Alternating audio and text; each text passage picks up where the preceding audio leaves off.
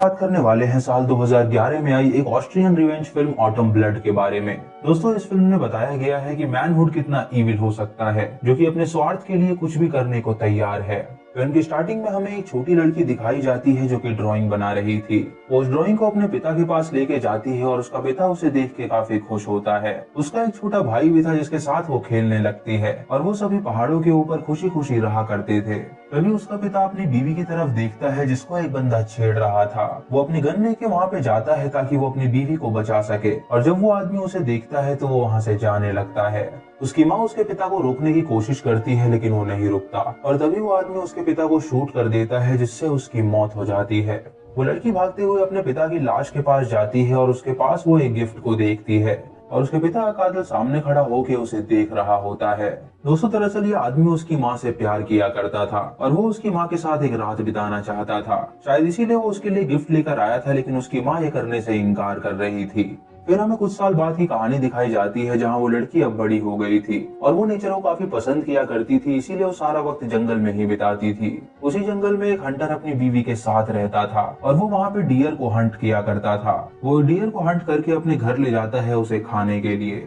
उस लड़की का परिवार गांव से काफी दूर रहता था और वो वहीं पे फार्मिंग करते थे। वो लड़की वापस आके अपने भाई से मिलती है और उसे गले लगा लेती है, और उसके बाद वो अपनी माँ के पास जाती है लकड़ी काटने में उनकी मदद करने के लिए। फिर वो अपने भाई के साथ खेलती है जिसे वो बहुत ज्यादा प्यार करती थी। दोस्तों, ये दोनों भाई बहन बहुत ही इनोसेंट थे और ये अपने में ही खुश रहते थे और इन्हें दुनियादारी का कुछ भी पता नहीं था। इधर गांव के चर्च में सभी आते हैं अपनी प्रेयर करने के लिए, और वहाँ पे मेयर भी होता है जिसका बेटा वो हंटर था। दोस्तों, वहाँ का मेयर कोई और नहीं बल्कि वही आदमी था जिसने उस लड़की के पिता को मारा था। इधर उस लड़की की माँ बहुत ही ज्यादा बीमार होती है और वो अपने बच्चों को उनके पिता के पेंशन का फॉर्म भर के देती है और उनसे कहती है कि वो गांव में जाके उनके पेंशन के पैसे लेकर आएं। वो दोनों भाई बहन जंगल में से गांव की ओर जाने लगते हैं और तभी वो दोनों हंटर को देखते हैं जो कि अपने घोड़े को खिला रहा था। हंटर जब उस सुंदर लड़की को देखता है तो उसके मन में कुछ गलत ख्याल आते हैं। जब वो लड़की गांव में पहुंचती है तो वहाँ एक बुचर होता है जो कि हंटर का दोस्त था, और वो भी उस लड़की को देख के अपने मन में गलत ख्याल लाता है। वो दोनों भाई बहन ऑफिस में जाते हैं और वो फॉर्म सबमिट करते हैं, और वहाँ पे मौजूद बंदा उनके पेंशन के पैसे उन्हें देता है। जब वो लड़की जा रही होती है तो वो मेयर को देखती है जो उसे घूर रहा था, लेकिन वो उसे कुछ नहीं कहती और अपने भाई को लेके वहाँ से चली जाती है।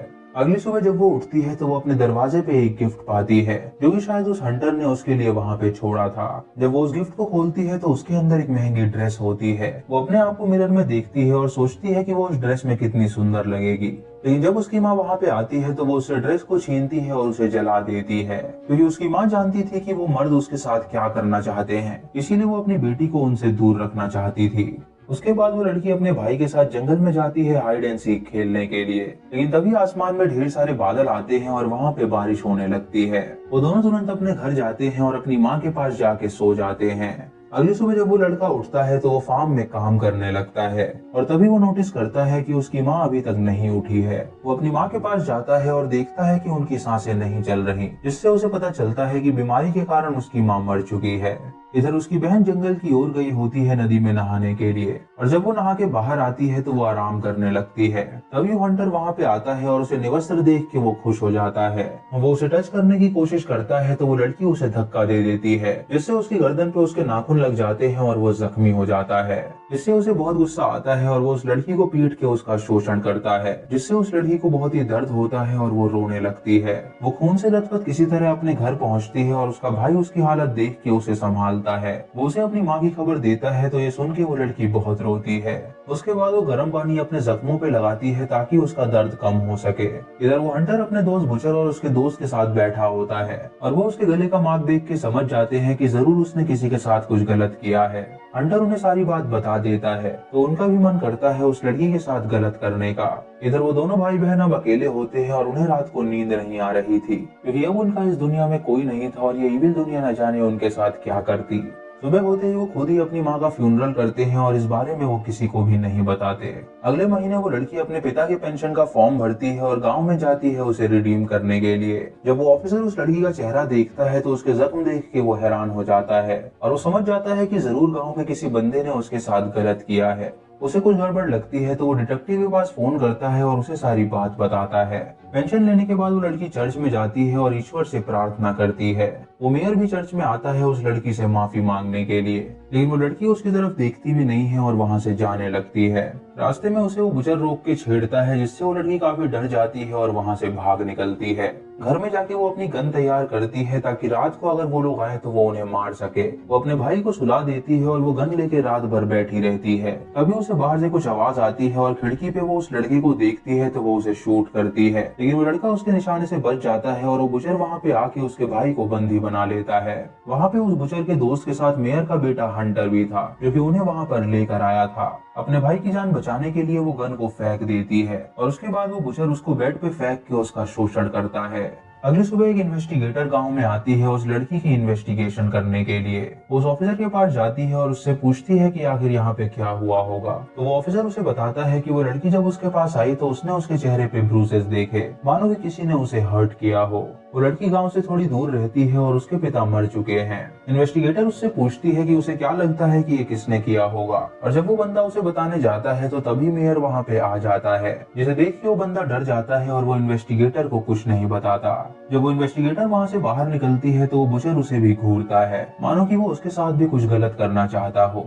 इधर वो लड़की इतनी जख्मी होती है कि वो अपने बेड से उठ भी नहीं पाती। उसका भाई उसके लिए सूप लेके आता है जिसे वो पी नहीं पाती। तभी उसका भाई बाहर जाता है और देखता है कि एक गाड़ी उनकी तरफ आ रही है। वो भाग के अपनी बहन के पास जाता है और उसे इस बारे में बताता है और वो दोनों उसी घर में छुप जाते हैं ताकि उन्हें कोई भी ना ढूंढ पाए। उन्हें लगता है कि शायद वो लड़के दोबारा वापस आए हैं, लेकिन वो इन्वेस्टिगेटर होती है जो कि वहाँ पे उस लड़की से सवाल पूछने आई थी।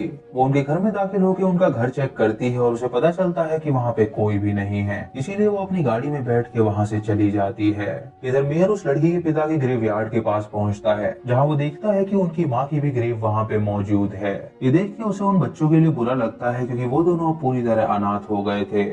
वो अपने बेटे के पास जाता है और उसे बताता है कि यहाँ पे एक इन्वेस्टिगेटर आई थी जो कि उस लड़की की इन्वेस्टिगेशन कर रही है, क्योंकि उसे लगता है कि उसके साथ कुछ बुरा हुआ है। उससे पूछता है कि क्या उसने उस लड़की के साथ कुछ बुरा किया है, तो उसका बेटा उससे कहता है कि वो इस बारे में कुछ नहीं जानता। मेयर को पता था कि शायद उसके बेटे ने उस लड़की के साथ जरूर कुछ गलत किया है और वो इस बात को एक्सेप्ट नहीं कर रहा। अगली सुबह वो तीनों लड़के फिर से उस लड़की के घर जाने के लिए निकल जाते हैं ताकि वो फिर से उसका शोषण कर सके।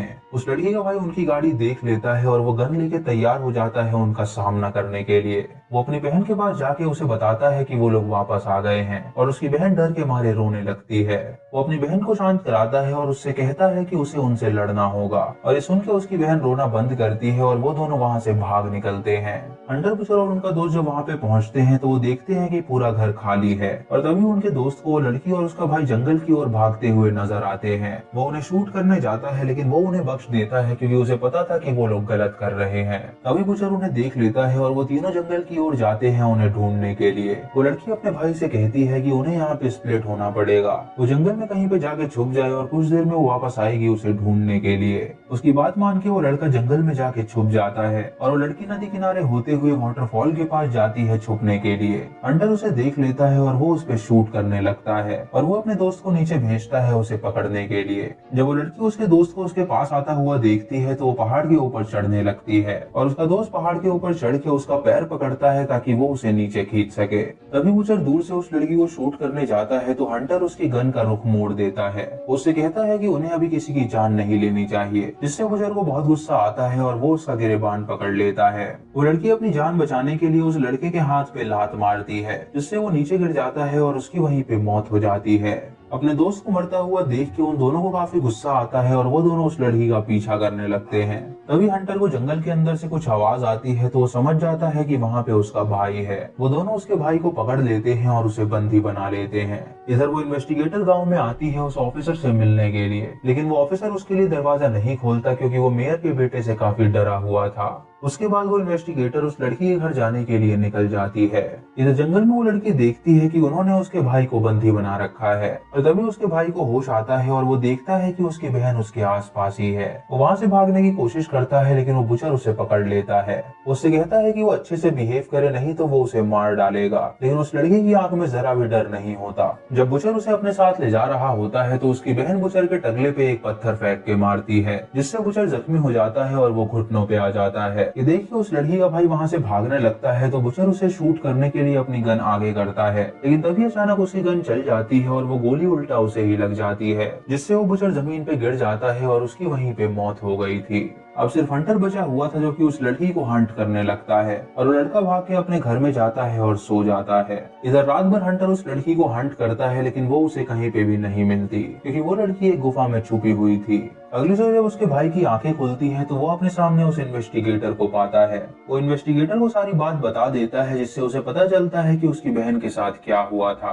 इधर उसकी बहन की आंखें जब खुलती हैं तो वो अपने घर की तरफ जाने लगती है और जब वो वहाँ पे पहुँचती है तो वो देखती है कि वो हंटर भी वहाँ पे मौजूद है। वो हंटर उसे मारना चाहता है लेकिन तभी वो इन्वेस्टिगेटर वहाँ पे आती है और उन बच्चों को अपने पीछे कर देती है। वो लड़की आगे आती है और उस हंटर से कहती है कि अगर उसे मारना है तो वो उसे मार डाले। और जब हंटर उसे शूट करने जाता है तो मेयर वहाँ पे आके अपने बेटे को ही शूट कर देता है, जिससे उसके बेटे की वहीं पे मौत हो जाती है।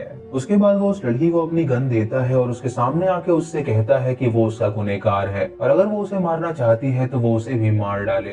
वो लड़की याद करती है कि कैसे उसने उसके पिता को मारा था और वो उसे मारने के लिए ट्रिगर दबाने वाली होती है, लेकिन तभी वो अपना माइंड बदल लेती है। वो उसकी जान बख्श देती है और उसे माफ कर देती है और उसके बाद वो इन्वेस्टिगेटर उन दोनों बच्चों को अपने साथ ले जाती है ताकि वो उनका ख्याल रख सके।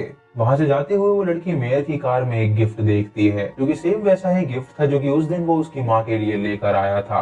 वो उसकी गिफ्ट को फिर भी नहीं उठाती और अपने भाई को लेके वहां से चली जाती है और इसी के साथ ये मूवी यहीं पे खत्म होती है। तो दोस्तों ये थी इस फिल्म की कहानी जो कि काफी बढ़िया थी। ये फिल्म काफी रियलिस्टिक है जहाँ पे कर्मा दिखाया गया है। बाकी फिल्मों में दिखाया जाता है कि लड़की अपने शोषण का बदला लेती है, लेकिन इस फिल्म में ऐसा नहीं दिखाया है और यही चीज इस फिल्म को एक खूबसूरत फिल्म बनाती है।